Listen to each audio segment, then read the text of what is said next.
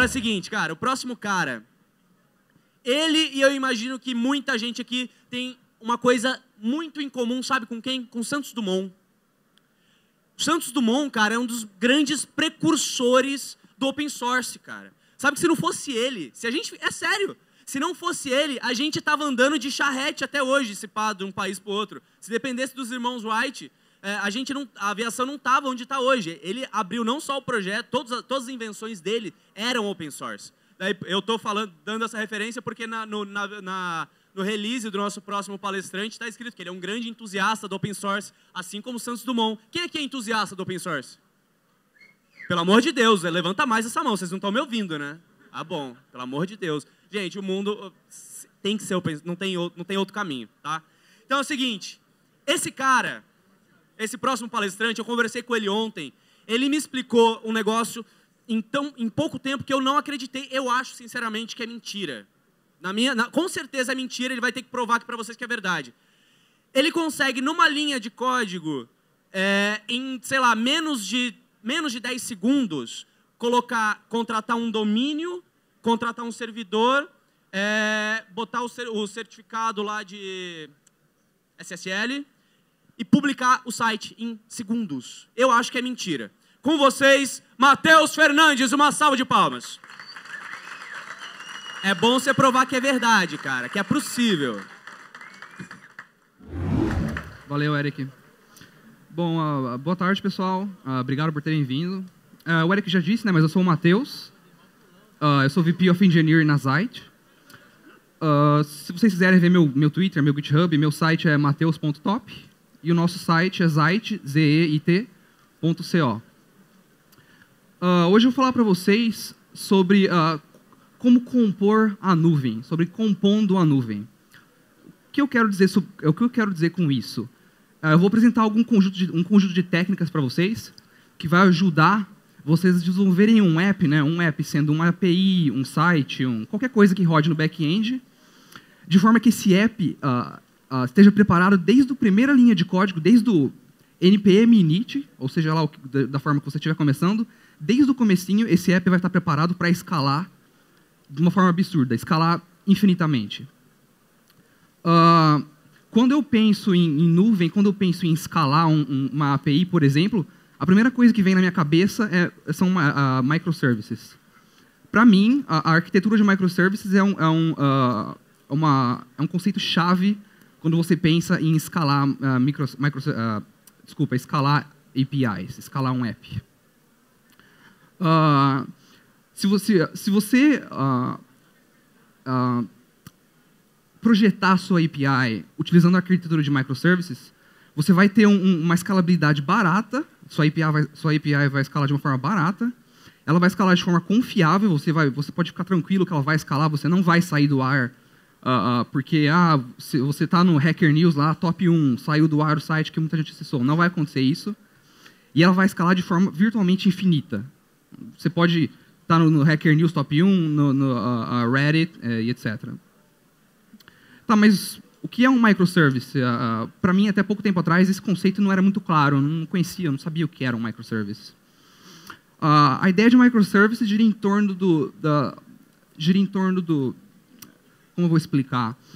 A arquitetura de microservices gira em torno da ideia de você ter, em vez de você ter um app gigante, um monolítio, um componente imenso com todos os seus endpoints, todo o seu código, tudo rodando no mesmo processo, Node.js, por exemplo, rodando na mesma máquina virtual, você ter vários componentes pequenos, vários microservices, vários serviços pequenos, sendo que cada um, por exemplo, cada um é um endpoint, ou às vezes, dependendo do que você estiver fazendo, dependendo do nível de performance que você precisar, você pode fazer um microservice que seja um método daquele endpoint. Então, você pode ter get user, seria um microservice, post user seria outro, patch user seria outro.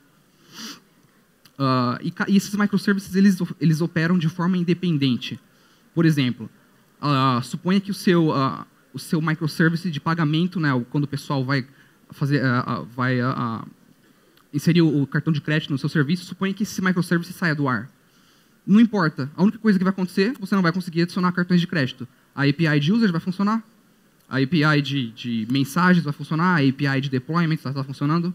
Então, se alguma coisa der errado, por exemplo, em algum serviço que você depende para pagamentos, você está tranquilo. Você, por enquanto, não recebe pagamentos por um tempo, mas o resto do seu site, o resto do seu serviço está funcionando legal. Tá, mas eu queria dar um exemplo assim, real, um exemplo fácil de entender de por que a arquitetura de microservices é importante, como que ela pode te ajudar, o que ela pode fazer para você.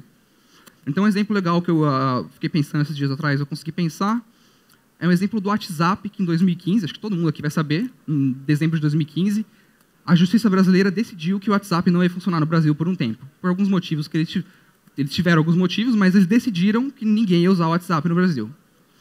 E, imediatamente, quando saiu essa decisão, quando as operadoras começaram a bloquear o WhatsApp, o que aconteceu foi que o Telegram, todo mundo começou a fazer cadastro no Telegram. Todo mundo baixou o Telegram e começou a fazer cadastro. Porque o Telegram é melhor, né? Para começar, já é melhor.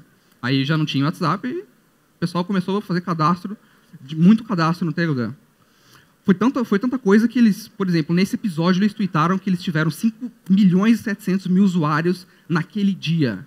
Novos usuários, em 24 horas. E o que isso tem a ver com microservices? Bom, quando eu penso na API do Telegram, eu penso que ela pode funcionar de duas formas. A primeira forma é a forma antiga, vamos dizer assim, entre aspas, que é uma forma antiga, né? Que seria um monolito. Um monólito, perdão. O que seria um monólito? O monólito é quando você tem um negócio, um componente imenso que é a sua API, está lá. É um processo Node.js que chega a todos os endpoints ali, todos os requests vão para o mesmo processo, disputam o mesmo CPU, disputam a mesma memória, disputam a mesma banda de conexão, disputam o mesmo SSD.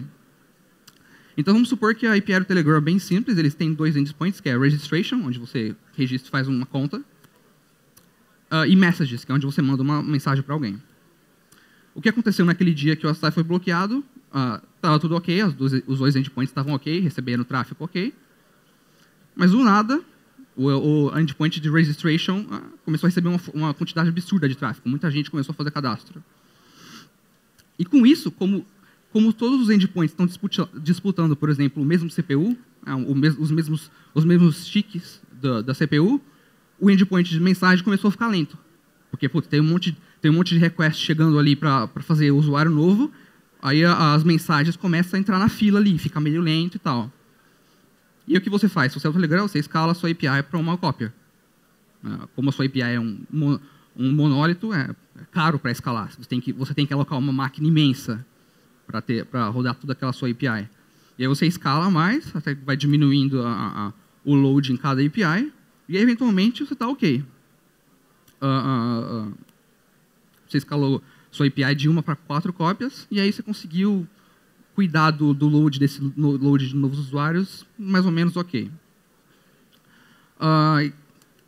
Tirando o monólito, qual que é a outra forma que eu imagino a API do Telegram? Microservices, obviamente. E como seriam esses dois endpoints utilizando a arquitetura de microservices? Você teria um microservice ali pequenininho, que é vamos chamar de API Registration, que a única coisa que ele faz é registrar novos usuários. Só isso. Tem lá um servidor HTTP rodando que só aceita post/registration. Só isso. Ele só faz isso. E tem ali o outro microservice pequenininho, que só aceita mensagens, post/messages. A única coisa que ele faz é isso. Então, beleza, os dois microservices estão ali funcionando ok, antes da justiça soltar aquela liminar, aquela decisão. E aí, eventualmente, a justiça bloqueia o WhatsApp, e aí a API Registration começa a receber uma quantidade absurda de tráfego. Mas note que a API de mensagens ali embaixo está ok. Não aconteceu nada. Vai ter um pouco mais de mensagens? Vai, mas nem todo mundo que vai fazer conta vai sair mandando um monte de mensagem. Então, a API Message está ok ali, está com o load normal de sempre. E o que você faz? Você escala apenas aquele componente pequenininho, que é a API Registration. E note que antes era uma sacola de dinheiro, agora é uma nota, é um bolinho de nota, porque é mais barato. Você só precisa alocar uma VM, uma máquina virtual, para aquele componente pequenininho. Você não precisa escalar um monólito gigante, a sua API. E aí você escala de novo para mais uma outra cópia, o fogo diminui e, eventualmente, fica tudo ok. E o que aconteceu? Você estava tendo mais novos usuários, você escalou somente a API de novos usuários. A API de mensagem estava ok. A API de emoji estava ok. Então, você só precisou escalar a API de registros. Então, basicamente, tentando resumir um pouco, você tem menos código. Além de mais barato, você escala mais fácil, você só aloca uma VM nova, um conjunto novo de VMs para aquele pedacinho de código, aquele componente. Ele escala mais rápido. Por quê? Para carregar o código em memória mais rápido, para você baixar, quando você lança uma VM nova, para você baixar o código mais rápido, porque o código é menor. E a performance é isolada. Então, se um endpoint está, por exemplo, suponha que alguém mandou um commit bizarro que está travando a thread do Node.js para API registration. Tanto faz assim, as mensagens vão continuar fluindo normalmente, porque a thread que está travada é aquela pequenininha ali da API de registration. Então, se alguém mandar um commit bizarro lá sexta-feira à noite e travar a thread da API de registration, beleza, vai travar registrations, mas as mensagens vão estar ok. E outra coisa muito interessante, que é basicamente inimaginável se você trabalhar com o conceito antigo de monólito, é que você pode ter a sua API rodando no mesmo domínio, lá, sei lá, API/registration, rodando em Node.js. Mas, por algum motivo, você quer a sua API de message rodando em Go, ou em Elm, ou seja lá o que você quiser. Tudo bem, você pode rodar cada componente, cada microservice, você pode escrever em qualquer linguagem, qualquer plataforma que você quiser, qualquer stack que você quiser. Porque, novamente, eles são isolados, cada componente é isolado e funciona de forma independente, então você pode escrevê-lo em qualquer linguagem. Tá, mas beleza. Eu não gosto muito de ficar falando muita teoria assim, então eu quero mostrar para vocês como implementar um microservice, como começar, aonde olhar, que caminho seguir para você implementar um microservice.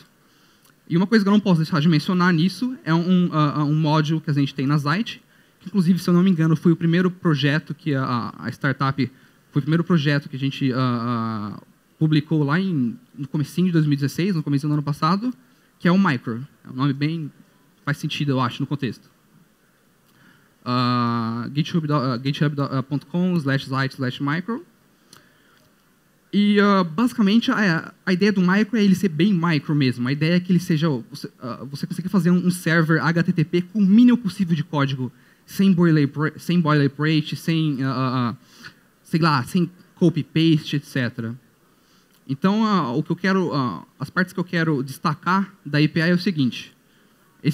Eu não coloquei o nome, mas esse é o index.js. Tá? E basicamente o que o Micro pede para você é que você exporte uma função que recebe o request, recebe o objeto de request, recebe o objeto de resposta, e ali dentro da função você faz o que você quiser. Por exemplo, nesse caso eu tenho uma database ali, uma database qualquer, que eu pego a lista de usuários. Se eu tiver os usuários, eu simplesmente retorno o objeto de usuários e o Micro toma conta de setar o status code 200, setar o content type, setar o content length, etc. Ou então, caso não tiver users, eu posso usar esse helper chamado send, e aí eu passo o objeto de resposta para ele, passo um código 404 e passo uma string, que seria, nesse caso, eu escolhi not found. Então é isso, a API é bem simples, o Micro não pede muito para você, ele não fica muito no seu caminho, ele só pede que você exporte uma função e faça basicamente o que você quiser ali dentro, retorne o que você quiser da forma que você quiser. Você pode retornar um XML, por exemplo, se você quiser, usando o send, você pode mandar um XML, ou seja lá, qualquer outra coisa que você precise. E como exemplo, ontem eu preparei 2 APIs e uma landing page. Eu preparei uma API que mostra, se eu não me engano, eu coloquei a temperatura e a sensação térmica de Porto Alegre, e a outra API mostra a agenda de hoje para Brasil.js. Então, eu ia fazer ao vivo, mas a internet está meio complicada, então eu resolvi tirar uns screenshots e tal, então vou mostrar para vocês. Basicamente, você vai precisar de 2 coisas para ambas as APIs, um package.json e um index.js.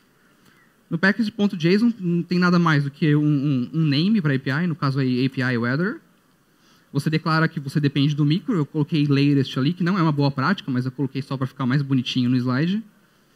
E você define um script que vai ser rodado para...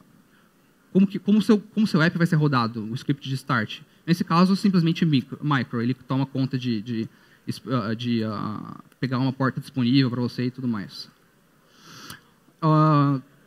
E o Index.js é relativamente similar àquele que eu mostrei agora há pouco ali, do highlight da API do micro.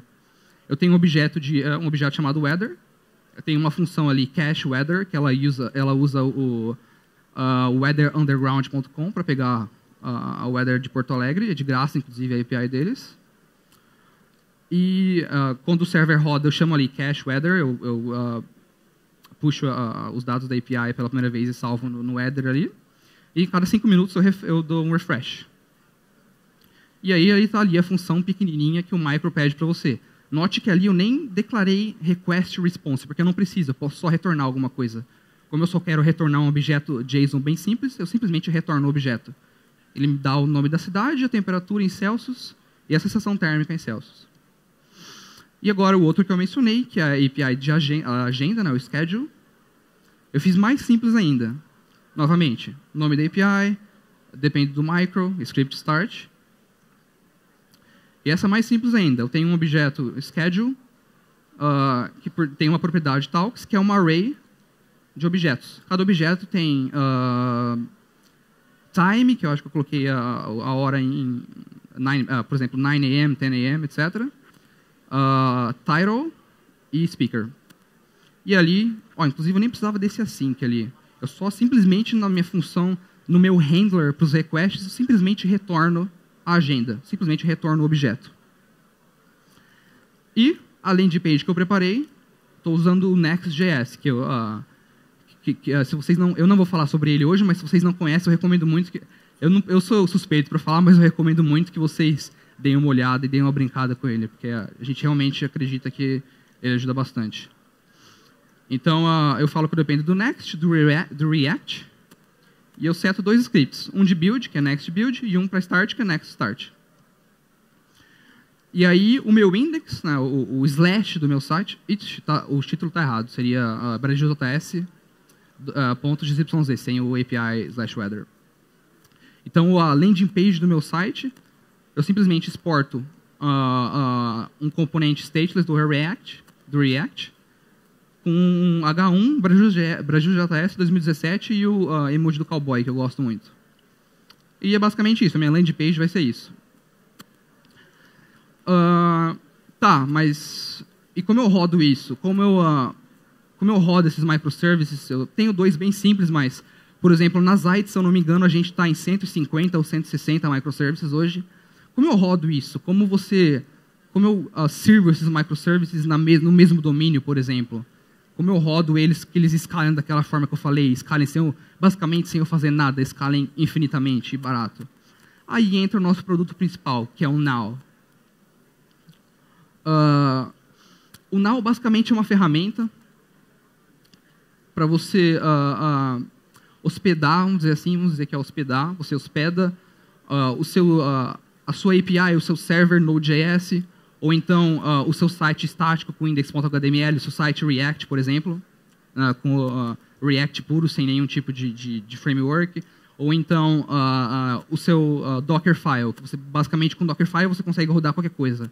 Você consegue rodar COBOL, Haskell, Fortran, qualquer coisa que você quiser que aceite, que consiga abrir um servidor HTTP, você consegue rodar na gente.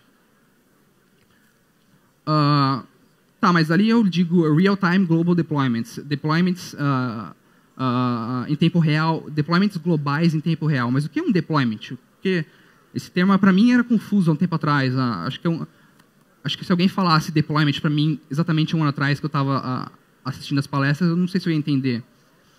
Então, basicamente, o conceito de deployment, quando você faz o deploy do seu app, você basicamente está enviando o seu app para a nuvem. Basicamente isso. Talvez eu nem precisasse dos servidores ali, porque quando você pensa em nuvem, você não pensa no servidor, você pensa na nuvem, né? Que você está mandando o seu app para algum lugar. Então, basicamente, você escreve now e manda o seu app para algum lugar. Você simplesmente abre o seu terminal, vai na sua pasta com seu index.js, seu package.json, escreve now, e é isso. A gente upa o seu código, roda numa VM, cria um certificado SSL para você e serve o seu app numa URL como eu falo? Criptograficamente segura. Obrigado. Travei. Novamente, eu queria ter feito isso em tempo real agora para vocês ao vivo, mas a internet está muito instável, então eu vou mostrar os screenshots mesmo. Então, olha só, a API Weather que eu mencionei antes, eu tenho basicamente o index.js e o package.json, aqueles dois que eu mostrei antes. Então, o que eu faço? Eu abro meu terminal, vou na pasta, escrevo now e dou enter. Aí o que vai acontecer? Em 4 segundos, a gente dá uma URL. A sua microservice vai estar hospedado ali. Na URL criptograficamente forte. Ou seja, aquele no finalzinho ali, dash, traço, KJ, BD, etc., é uma string aleatória que é muito difícil de você adivinhar por força bruta, por exemplo. E o que mais aconteceu ali? A gente sincronizou um arquivo, que eu acho que no caso foi o index.js, que eu tinha feito alguma mudança. A gente instala suas dependências ali, instalou 2 dependências, que nesse caso eu acho que eu tenho o micro e o node fetch, que eu preciso falar com a API do API underground, do Weather underground. A gente roda o seu script de start ali, que a gente definiu, npm start, ele roda o micro, aí o micro fala que ele está aceitando conexões na porta 300, e é isso aí. A gente automaticamente transfere tráfego da porta 443, né, que é a HTTPS, para qualquer porta que você defina. Se você quiser definir a porta 1337, por exemplo, pode ser. Se quiser definir a porta 80, porta 1, porta 2, tanto faz. A gente detecta ela e transfere o tráfego para você. Novamente, a mesma coisa agora, só que com a API de agenda que eu fiz, com a API Schedule, package.json, index.js, eu escrevo now, URL criptografada, HTTPS, npm install, npm start, porta 3000. E é isso.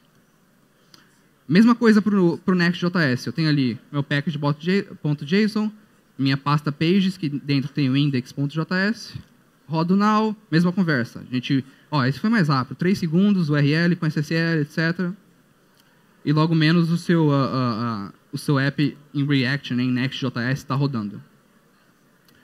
Mas essa URL não é muito massa. Website, WCGOPL, não dá muito certo a sua URL, né, para você compartilhar com alguém ou mandar para alguém. Então a gente tem o now alias. O que é um now alias? Você cria um alias para você cria qualquer tipo de alias que você quiser para o seu microservice, para a sua API, para o seu website. O que eu quero dizer com um alias? Uma URL apresentável, uma URL que faça sentido. Por exemplo, nesse caso, eu vou mostrar ali, eu vou usar braziljs.xyz. Então, aquela URL criptografada vai estar disponível no Brasil... braziljs-weather.now.sh. Now.sh é o nosso domínio que a gente disponibiliza gratuitamente para vocês. Pode setar qualquer alias que desde que ele seja disponível. Você pode usar qualquer alias, qualquer subdomínio. Então é bem simples. Eu rodo, de novo, vou no meu terminal, now alias, a URL que o now me deu, e qualquer alias que eu queira ali. No caso, eu escolhi braziljs-weather. Mesma coisa para schedule. Now alias, API schedule, blá blá, braziljs schedule. Mesma coisa para landing page.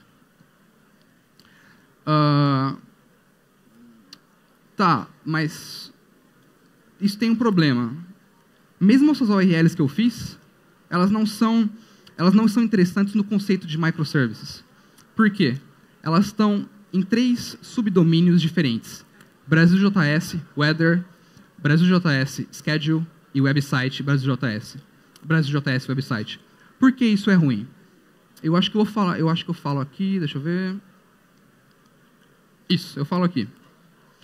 Então, basicamente, o que a gente tem que fazer é transformar os nossos microservices, apresentar eles de uma forma que eles pareçam um monólito. Então, eu estou falando desde o começo aqui por que microservices são interessantes, por que você deve projetar o seu app usando a arquitetura de microservices, mas agora eu vou falar por que você tem que apresentar para o cliente, para o seu usuário, por que seus microservices têm que ser um monólito. Você tem que fantasiar os seus microservices de monólitos. Por quê?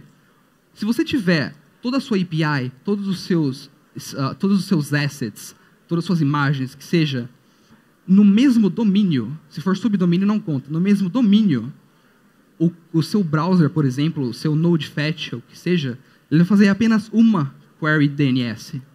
Então ele vai falar, bom, eu preciso de brasjs.xyz. Faz a query, vê onde está, acabou. Diferentemente de se eu tivesse por exemplo, se eu tivesse api.brasjs.xyz, files.brasjs.xyz, static.brasjs.xyz. Esses seriam 3 queries DNS. Seriam query DNS, query DNS, query DNS. Por mais que elas são rápidas, dependendo da quantidade de requests que o seu cliente estiver fazendo, dependendo de como tiver o cache, isso vai deixar o seu app muito mais lento. Outro ponto interessante é que você não precisa pensar em cores. Eu não sei se todo mundo conhece cores, infelizmente eu acho que vocês conhecem. Se você manda um request para outro subdomínio ou para outro domínio, você precisa que aquele domínio autorize você a mandar aquele request. Os browsers, como medida de segurança, eles obrigam que aquele outro domínio que você está requisitando sete os headers cores.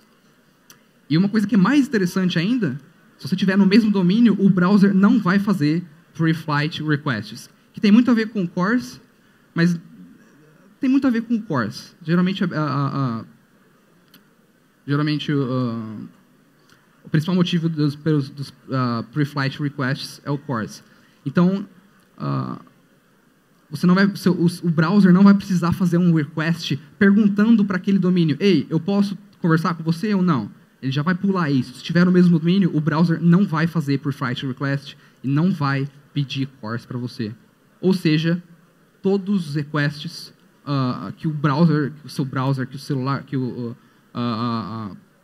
seu browser, seu celular, que o seu Node-Fetch, etc., estiver fazendo, vão ser mais rápidos. Se não tem pre-flight, é muito mais rápido. É um request a menos, basicamente. Mas e de uma forma simples, uma forma assim, que não fique no seu caminho, né? Porque a nossa ideia com o Now é não ficar no seu caminho. A gente quer que você, em questão de segundos, possa subir uma versão nova da sua API, uma versão nova do seu site. A gente não quer ficar no seu caminho. Então, como que você, de uma forma rápida, fácil e trivial, coloca todos esses seus microservices no mesmo domínio? Como que você apresenta eles como um monólito? Aí entra uma feature relativamente nova do nosso Now Alias, que chama-se Path Alias. O que é isso? Basicamente, você cria um rules.json, ou qualquer outro nome que você quiser, que é um objeto JSON com uma propriedade rules, que é uma array de objetos. E o que eu tenho em cada um desses objetos? Eu tenho path name e dest, de destination. O path name é literalmente o path da minha... é literalmente o path do meu domínio que eu estou querendo aplicar essa regra. Então, no caso ali, é /API/weather. No caso, brasjs.xyz/API/weather. Então, o que eu quero que aconteça quando chega um request para /API/weather? Eu quero que esse request vá para brasjs-weather.now.sh. Mesma coisa para o schedule. Eu quero que o request vá para o brasjs-schedule.now.sh. E aí, sempre como última regra, você tem que colocar um fallback. Note que a última regra não tem path name. O que é esse fallback?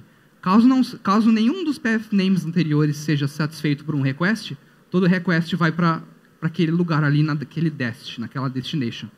Então, se você entrar brasjs.xyz, vai para o website. Se você entrar brasjs.xyz/Fortaleza, vai para o website.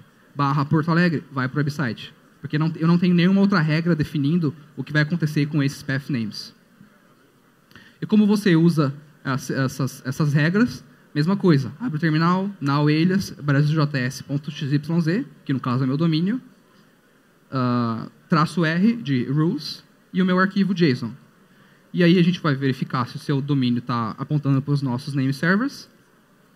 E aqui ele não está falando porque eu já tinha, mas, novamente, certificado SSL automático em questão de segundos, 6 segundos. Eu sei que eu falei rápido, eu falo rápido, mas basicamente é isso. Eu não tenho muito como enrolar aqui, porque a nossa ideia, novamente, é não ficar no seu caminho. É simplesmente possibilitar que você abra o seu terminal, escreva now e mande o seu API, e é isso. Coloque a sua API sobre o seu domínio. Se você precisar de um domínio, você pode comprar um domínio ou ganhar um domínio, que nem eu vou falar agora no próximo slide. Então, basicamente, a gente não quer ficar no seu caminho. Só isso. A gente quer que a sua produtividade seja a mais alta possível. Eu acho que eu consigo mostrar aqui, mesmo eu não tendo conseguido usar os comandos ao vivo. Eu tenho aqui, braziljs. Será que consigo dar zoom? Consigo. braziljs.xyz é o meu app Next, minha landing page. /API/weather é a minha API de weather. Vamos ver se eu consigo dar refresh. Não. E o schedule mostra aqui. Está com a codificação errada, mas enfim. Aqui, tem todas as talks. Enfim, a próxima. WebAssembly é massa. Deu refresh aqui. Inclusive está bastante calor. E a última coisa que eu quero falar, meu último slide, se eu não me engano, é um presente que a gente deu para vocês. Não sei se vocês já perceberam, na pasta que vocês receberam no check-in, tem um folder nosso com algumas instruções para vocês... como eu estou pensando em inglês a palavra. Para vocês ganharem um domínio .xyz. Então, você vai ali, baixa o nosso app, faz login, cria uma conta, roda ali. Now domains by seu domínio .xyz -c, o código que tem no seu flyer, e você ganha 1 ano de domínio XYZ na nossa conta. E é isso, pessoal. Obrigado. Espero que tenha sido útil para vocês. E qualquer coisa eu vou estar aí hoje e amanhã para a gente trocar ideia. Obrigado.